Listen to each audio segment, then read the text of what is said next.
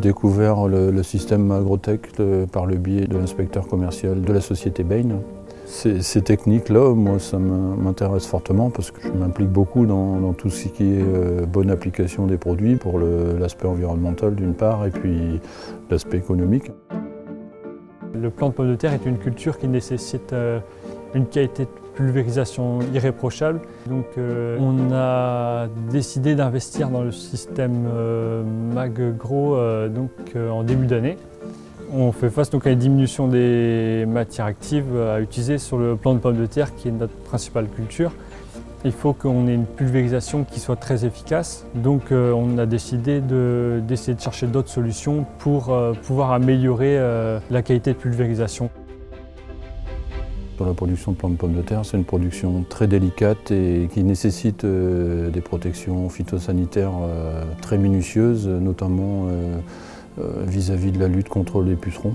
L'objectif, c'est de réaliser des interventions de bonne qualité et aussi tout en respectant l'environnement forcément et aussi pour limiter aussi l'utilisation des produits phytosanitaires. Le principal objectif, surtout dans une zone où on a quand même beaucoup de vent, donc un système qui permet aussi de limiter la dérive. L'intérêt de ce système était aussi d'essayer tout doucement tous les ans de diminuer les doses d'application des produits phyto. Un point auquel j'attache beaucoup d'importance lors des applications, c'est le ciblage du traitement. Et donc j'attache beaucoup d'importance à toutes ces techniques qui améliorent le ciblage des bouillies. Et puis aussi, derrière ça, du fait qu'on cible mieux, on découle le fait qu'on peut réduire les doses d'application. Cette année, une année atypique en termes de météo, on a eu du froid tardif et donc les pommes de terre étaient arrivées à leur plus grand niveau de feuillage sous plastique. On a fait le choix de laisser bâcher 2 hectares. Forcément, après le coup de vent passé, on a eu un grand coup de chaud avec de l'humidité. Donc le mildiou s'est propagé sur les bâches.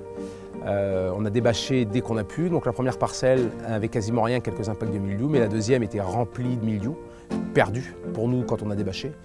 Donc dès le débâchage terminé le soir, on a fait un passage de fongicide avec MagGro et un biostimulant pour essayer de cicatriser les plantes, donc sans espoir de sauver la parcelle. Et 2 jours après, quand on est retourné, la parcelle était saine, les feuilles avaient séché, la végétation était stoppée, donc pas de dégradation, pas plus de dégâts que ce qu'on avait vu. Et 8 jours après, on a commencé à voir des jeunes pousses qui revenaient, donc en fin de compte, on a stoppé le mildiou au bon moment. Si on n'avait pas eu MagGro, parce que ça nous est déjà arrivé, la parcelle était perdue. On le sait très bien, arrivé à un certain stade, on n'arrive pas à pénétrer aussi profond dans le feuillage pour arrêter la maladie. L'accumulation du fongicide, du biocontrôle, plus de MagGro qui a amplifié l'efficacité du produit, c'est comme si on avait donné 40% d'efficacité en plus. Et donc du coup, ça a permis d'arrêter la propagation du mildiou. On a décidé aussi d'investir dans ce système dû à sa simplicité d'utilisation. C'est un système magnétique en fait, qui permet de limiter la dérive et surtout d'augmenter la proportion de gouttes de la bonne taille. Et donc ça nous permet, sur les essais qu'on a effectués, d'augmenter la couverture d'environ 40%. Lors de la mise en route du pulvé, on a pu remarquer que la dérive avait été un petit peu limitée. L'idée était de diminuer quand même une partie des intrants. Donc sur une parcelle, on a diminué les fongicides de 30%. Et du coup, la parcelle, on n'a pas eu d'impact de mildiou, rien du tout. Le principe de lutte contre le puceron en pommes de terre, donc comme je disais tout à l'heure, c'était les traitements huile. Et donc en fait, il faut avoir la meilleure répartition possible de cette huile sur la surface des feuilles. Je pense que cette technique de pulvérisation peut contribuer à cette bonne répartition du produit sur la feuille, quoi, en fait, la bonne couverture. Je suis arrivé à un stade où MagGro, c'est une sécurité, c'est-à-dire qu'on est en train de changer toute notre mode de phytosanitaire, c'est-à-dire la qualité des produits, la quantité, les matières actives. Je pense qu'on va aller vers des produits un peu plus vers les biocontrôles et à mon avis l'efficacité sera moindre et sur des années complexes, je pense que c'est ça qui va permettre d'arriver à la même qualité de traitement que ce qu'on avait avant. Si je devais résumer MagGro, ce serait efficacité. Je pense qu'avec un pulvérisateur basique, tu arrives presque à avoir une Rolls.